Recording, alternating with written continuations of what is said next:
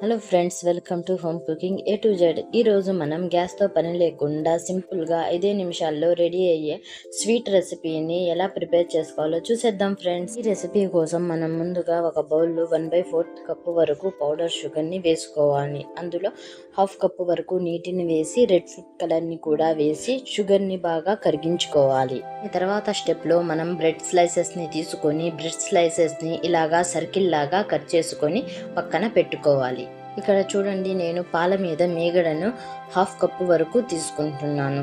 ఇందులో 2 table spoons వరకు milk పౌడర్ని మరియు 1 టేబుల్ స్పూన్ వరకు పౌడర్ షుగర్ని వేసి బాగా కలుపుకోవాలి. కలుపుకున్న తర్వాత ఇందులో సన్నగా చేసుకున్న బాదంలని కూడా వేసి ఒకసారి కలిపి ఈ మిశ్రమాన్ని పక్కన పెట్టుకోవాలి. ఇప్పుడు ఒక బ్రెడ్ స్లైస్ని తీసుకొని దాని మీద మనం ప్రిపేర్ చేసుకున్న మీగడ మిశ్రమాన్ని స్ప్రెడ్ చేసి దీని మీద ఒక బ్రెడ్ స్లైస్ని పెట్టి అతికించుకోవాలి. ఇలాగే మిగతా అన్ని బ్రెడ్స్ని కూడా ప్రిపేర్ చేసి ఒక పక్కన పెట్టుకుందాం.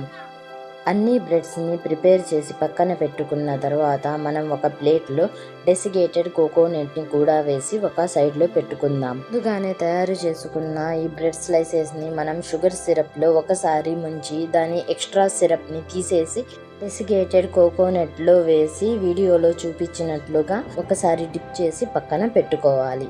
ఇలాగే మిగతా అన్ని బ్రెడ్స్ని కూడా ప్రిపేర్ చేసి ఒక సైడ్లో పెట్టుకుందాం. చాలా మంది వీడియోని చూస్తారు కానీ లైక్ చేయరు, ఛానల్ని సబ్స్క్రైబ్ చేయరు. అలాంటి వాళ్ళ కోసం నాది ఒక చిన్న రిక్వెస్ట్. ఈ వీడియో నచ్చినట్లయితే లైక్ చేయండి, నచ్చకపోతే డిస్లైక్ చేయండి, నచ్చితే మీ ఫ్రెండ్స్ అండ్ ఫ్యామిలీకి షేర్ చేయండి. ఇలాంటి మరెన్నో రెసిపీస్ కోసం మా channel home cooking A to జెడ్ని సబ్స్క్రైబ్ చేసుకోండి. అన్ని బ్రెడ్ స్లైసెస్ని ప్రిపేర్ చేసి పక్కన పెట్టుకున్న తర్వాత మనం ఇక్కడ ఒక బాక్స్ తీసుకొని అందులో ఒక బ్రెడ్ స్లైస్ని పెట్టి దాని మీద షుగర్ సిరప్ని వేసి దాని మీద మీగడ మిక్చర్ని వేసి డెసికేటెడ్ కోకోనట్ని వేసి దాని మీద ఇంకో బ్రెడ్ స్లైసెస్ని పెట్టి ఇలాగే ప్రాసెస్ని 1-2 సార్లు రిపీట్ చేసుకోవాలి. ఇలా రిపీట్ చేసుకున్న తర్వాత మనకి బాక్స్లో కూడా డిజర్ట్ అనేది రెడీ అయిపోయింది. ఇలా ప్రిపేర్ చేసి పిల్లలకి లంచ్ బాక్స్లో అయినా మీరు ఇవ్వచ్చు.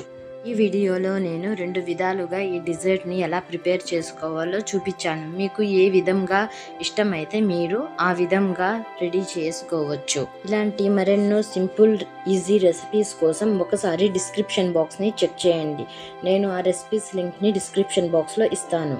ఇంతే ఫ్రెండ్స్, ఎంతో సింపుల్గా గ్యాస్ వెలిగించకుండానే మనకి ఒక డిజర్ట్ రెసిపీ అనేది రెడీ అయిపోయింది. ఈ రెసిపీ మీకు నచ్చిందో లేదో నాకు కామెంట్ చేయడం మాత్రం మర్చిపోకండి.